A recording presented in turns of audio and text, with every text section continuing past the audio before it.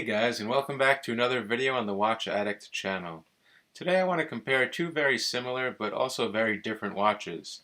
One being the Rolex Submariner 116610, the next being the Rolex GMT Master 2 116710. Now I want to start out by saying something about the movements. Obviously one is a GMT watch and one is a diving watch. Now the Rolex Submariner is using the Rolex 3135 movement. Then the Rolex GMT Master is using the 3186 movement. Now the main differences between these two movements is one obviously has the GMT function and then the other one just has a date. Now also, next I'm going to get into the bezels. There's a big difference in the bezels, obviously. One has a 24-hour GMT bezel, being the GMT Master. Now on this bezel you can hold up to 3 time zones, and it rotates differently than the Submariner.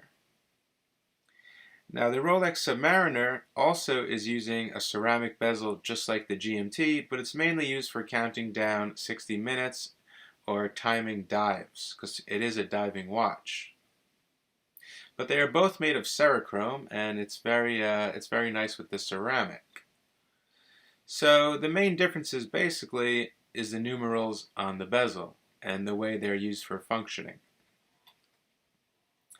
Now next I want to get into the bracelets. Now both are using oyster bracelets with of course screws on them, as these are the most modern issued Rolex GMT and subs. And the Submariner is completely brushed. But if you look at the Rolex GMT Master, the center links are highly polished. Now the Rolex Submariner does not have this, as it's completely brushed. I think it's actually nice to have the polished middle links, and on the clasp it runs through there. It gives off a little shine and makes the watch pop a little more, in my opinion, compared to the brushed look on the Submariner. Although it is a scratch magnet. That's one thing to be careful of. Now, getting to the clasps on these watches. The Rolex Submariner is using the amazing glide lock system. And the Rolex GMT Master is using the Easy Link extension, which can only extend an extra 5 millimeters. Now, the Rolex Submariner definitely has a lot more room to extend the band compared to the GMT, as it is a dive watch and it needs to fit over a wetsuit. So that's another big difference there. Now let's get into water resistance. The Rolex Submariner, being a professional diving watch, is of course water resistant to 300 meters. The Rolex GMT Master, being historically a pilot's watch, is only water resistant to 100 meters. But I don't think you're going to really be going down past 100 meters anyway. They do both have the triple lock crowns, which is also great. Now the next thing I want to get into, and the final thing I want to get into, is the value. Are you going to lose money if you buy it new? Are you going to lose money if you buy it on the gray market? Should you buy it pre-owned, etc.? Well, the Rolex Submariner retails for $8,550. The Rolex GMT Master retails for $8,450. Now, if you look at gray market prices from different dealers, the Rolex Submariner can be had new at about $8,200. Not that big of a savings, because it's a very high demand watch, and that's one of the main reasons behind that.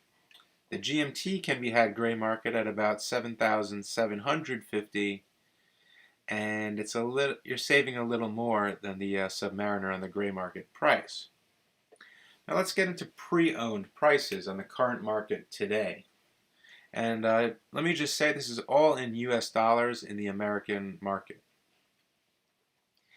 Now, the pre-owned current market price of a Submariner date ceramic is about $7,100 at the lowest to about $7,400.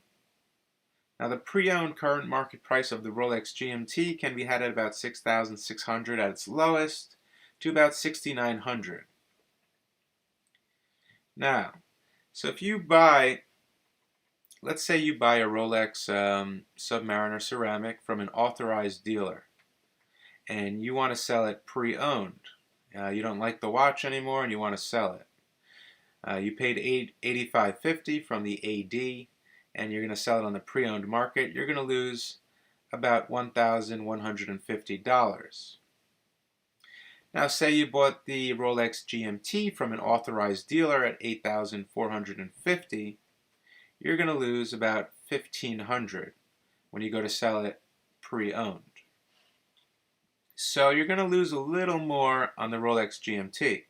The Rolex Submariner does hold value better, and in my opinion, it's way easier to sell than the GMT Master. Submariners are always in demand. GMT Masters are classic iconic watches, but they're nowhere as near popular as the Rolex Submariner, and I don't think it will ever be. So I hope you guys enjoyed this little video here and learned something new. If you didn't learn something new, I hope you enjoyed the video anyway. And that's going to be it for today, guys, and I'll catch you guys on the next one. Bye.